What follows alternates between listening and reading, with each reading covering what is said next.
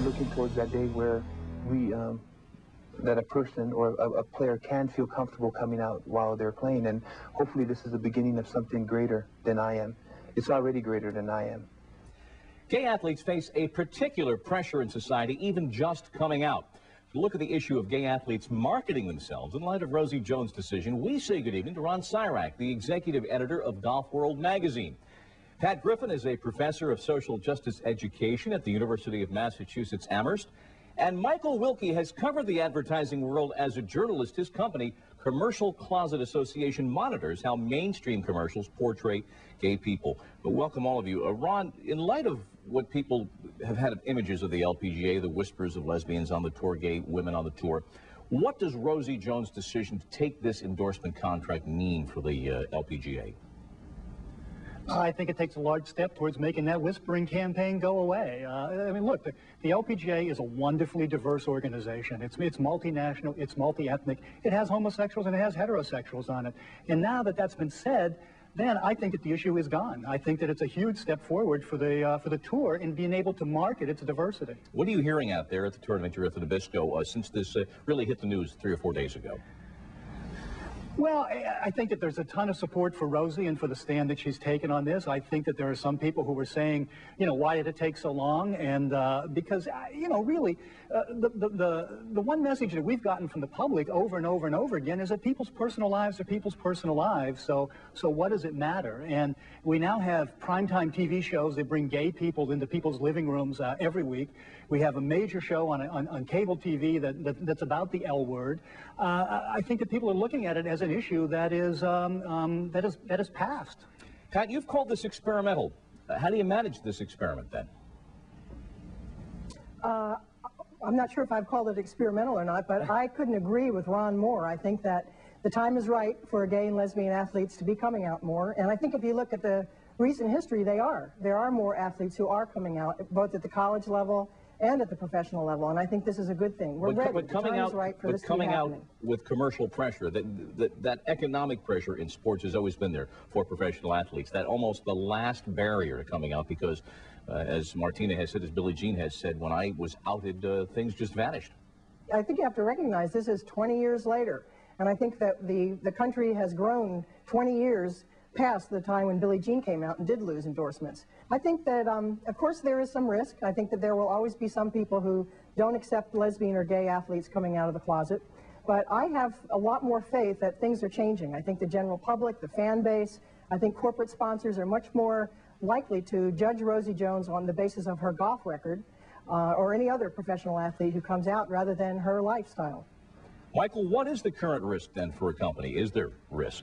Well, I think the risk is lessening all the time. Certainly, we've seen so many advancements in terms of the media. However, advertising has been a bit behind the rest of the media in terms of its willingness to take a risk with using lesbian or gay people. Why is characters. That? Well, you know, the notion is a very different one of why they're going to do it. In television, it's about a story, it's about being compelling.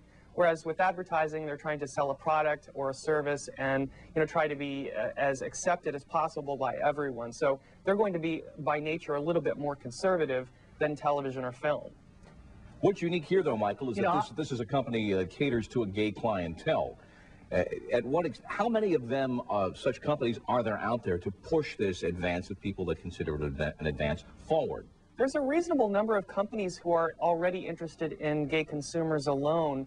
Major companies who are familiar to all of us, IBM, Subaru, American Express, American Airlines, countless alcoholic beverages.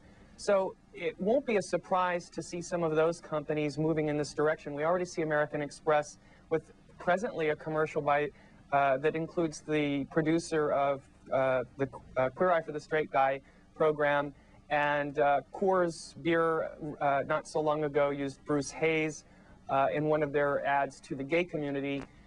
So, you know, there is a fair amount of corporate acceptance growing in this area, and I think the comfort level is going to continue to go up. I also think that the importance of this event goes beyond the corporate world, too, and the corporate sponsorship. I think that having professional athletes come out is a huge step forward in terms of providing role models for young gay and lesbian athletes who are in high school and college. The more we have professional athletes coming out who are in the public eye, the more people can see that gay and lesbian athletes are interested in the same kinds of things that other athletes are interested in, and it becomes much more normalized in the public's eye. We're talking about, obviously, a female athlete coming out. What is the dynamic, though, Pat, here with male athletes? How soon before we see a male athlete come out and get an endorsement contract in present-day America?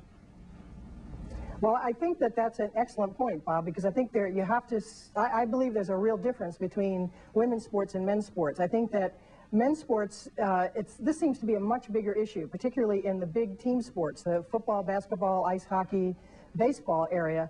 I think it's going to take a little bit longer. But even so, I do believe that things are changing, the culture is changing in those sports as well. There have already been baseball managers like Bobby Valentine and professional baseball players and football players who've also come out and said that they believe that having a gay teammate is not going to be that big a deal. Yeah, I would agree. There's two main issues here. It's the acceptance within the team and the league, and then there's the corporate sponsorship issue. And I think at least the corporate sponsorship issue is one that's getting better, and it's clearly being shown. I think a key word is the word that Michael used a little while ago, surprise. I think that a corporate endorsement partner doesn't want to be surprised by maybe having somebody come out after they've signed an endorsement deal. And I think an athlete who is out becomes more marketable because you then know who they are and there is no element of surprise there. Well, Ron, you talked about the whispering campaign, if there was one on the LPGA, going away because of this decision. What does this bode for other athletes on the tour and other sponsors around the tour? Well, you know, the LPGA is growing. It's healthier than it's ever been, and sponsors are flocking to it. There was a problem out here a few years ago with some very, very good players who were gay who weren't getting endorsement deals. I think that that's pretty much going away, and I think that we're going to take a big step away from that. I think the whispering campaign is not something that's going to linger. I've always felt for the LPGA that they needed their Martina Navratilova, and that once the issue was spoken about, then there can't be this thing like, there's something wrong there, because there is nothing wrong. I mean, one of the misconceptions about the LPGA is the percentage of lesbians out here greater than the percentage in the society in general. Probably. Is that the majority of the players out here? Not by a long shot. It is a healthily diverse organization. So at the end of the economic day, Michael Wilke, how will we judge whether Rosie Jones has made the right decision? Is it that there is no public outcry and Olivia makes money on this deal? Well, I think Olivia will do great about this. They obviously are a gay-owned and operated company who are, seeking gay consumers. They can only win out of this. And I think, what would be especially encouraging is to see additional, major corporations come in as well and perhaps give her some additional contracts, or, of course, to have others come out and get those endorsements as well. Do you think they will? I think they will, and I think Martina Navratilova is a perfect illustration of this. She got an endorsement from Subaru back in 2000, and, it was 20 years ago plus that she had come out. Of course, she's suffered that long until Subaru came along, but that's already 3 years behind us now, and moving on to 4. So I think that ground has been broken, and it's just going to continue. Ron Cyrack, Pat Griffin, Michael Wilke, thanks so much for joining us. We appreciate it. Thank you. And next in a spring of steroids.